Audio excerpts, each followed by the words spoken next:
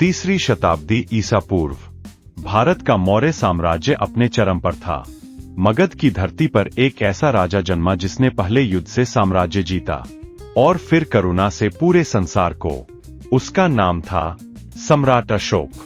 तो दोस्तों, आज इस वीडियो में हम जिस सम्राट की बात कर रहे हैं वह है सम्राट अशोक। सम्राट अशोक का जन्म लगभग 304 ईसा पूर्व पाटलिपुत्र में हुआ था। वे मौर्य सम्राट बिंदुसार के पुत्र और महान चक्रवर्ती चंद्रगुप्त मौर्य के पौत्र थे। अशोक बचपन से ही बुद्धिमान, साहसी और दृढ़ स्वभाव के थे, किंतु राजदरबार में उनके अनेक शत्रु थे जो उन्हें उत्तराधिकारी नहीं बनाना चाहते थे।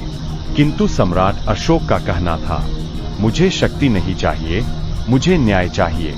जो भी जनता के लिए सही हो वही मेरा मार्ग है। युवराज बनने से पहले अशोक को तक्षशिला भेजा गया, जहां उन्होंने विद्रोह शांत किया। उनकी वीरता देखकर सैनिक उन्हें अशोक विजयी कहने लगे। परंतु इतिहास ने सबसे बड़ा मोड़ तब देखा जब अशोक ने कलिंग पर आक्रमण किया। कलिंग एक स्वतंत्र राज्य जो आज के उड़ीसा में था। यह युद्ध मौर्य साम्राज्य का सबसे भीषण युद्ध साबित हुआ। अशोक ने शपथ ली, कलिंग मेरी आज्ञा नहीं मानता, मैं उन्हें झुकाकर रहूंगा। दोस्तों, युद्ध आरंभ हुआ और धरती रक्त से लाल हो उठी। 1 लाख से अधिक सैनिक मारे गए, लाखों घायल हुए और कलिंग की भूमि श्मशान बन गई। युद्ध समाप्त हुआ, पर अशोक के भीतर तूफान शुरू हो गया। जब उन्होंने रणभूमि में स्त्रियों और बच्चों को विलाप करते देखा तो उनका हृदय कांप उठा। उनका हृदय ग्लानि से भर गया। अशोक को पश्चाताप हुआ। वह स्वयं से पूछता है, प्रश्न करता है, क्या मैं विजेता हूं या सबसे बड़ा अपराधी? मित्रों, यही वह क्षण था जिसने अशोक को सम्राट से धर्म सम्राट बना दिया। उन्होंने तलवार छोड़ दी और बौद्ध धर्म अपना लिया। अब उनका लक्ष्य साम्राज्य विस्तार नहीं बल्कि मानव कल्याण था। अशोक ने शपथ ली, अब मेरा युद्ध है, हिंसा के विरुद्ध, अन्याय के विरुद्ध और अपने भीतर के अंधकार के विरुद्ध। उन्होंने अहिंसा, सत्य और करुणा का मार्ग अपनाया। देश भर में धर्म स्तंभ और शिलालेख स्थापित किए जिन पर लिखा था, सभी प्राणी मेरे बच्चे हैं। उन्होंने अस्पताल, सड़कें और जलाशय बनवाए।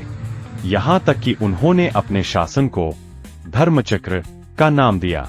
सम्राट अशोक ने बुद्ध के उपदेशों को पूरे एशिया में फैलाया। उन्होंने अपने पुत्र महेंद्र और पुत्री संघमित्रा को श्रीलंका भेजा ताकि वहां बौद्ध धर्म का प्रसार हो सके। उनके शासनकाल में भारत ने न केवल राजनीतिक ऊंचाइयां छुई बल्कि आध्यात्मिक उन्नति भी हासिल की। सम्राट अशोक का कहना था, राज्य वही स्थायी है जो जनता के हृदय में बसता है। सम्राट अशोक का अंतिम जीवन तपस्या और आत्मचिंतन में बीता। उनकी मृत्यु लगभग 232 ईसा पूर्व में हुई, परंतु उनका यह संदेश आज भी उतना ही प्रासंगिक है। विजय तलवार से नहीं, करुणा से होती है।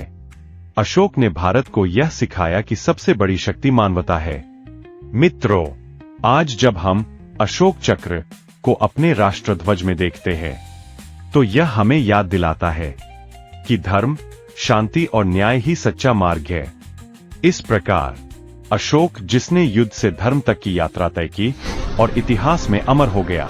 तो आज थी यह सम्राट अशोक पर एक संक्षिप्त जानकारी। कृपया कमेंट बॉक्स में लिखे यह वीडियो आपको कैसा लगा। वीडियो अच्छा लगा हो तो शेयर करें, लाइक करें और मेरे चैनल को सब्सक्राइब करें। धन्यवाद। मिलते हैं किसी नई जानकारी के साथ। नमस्कार।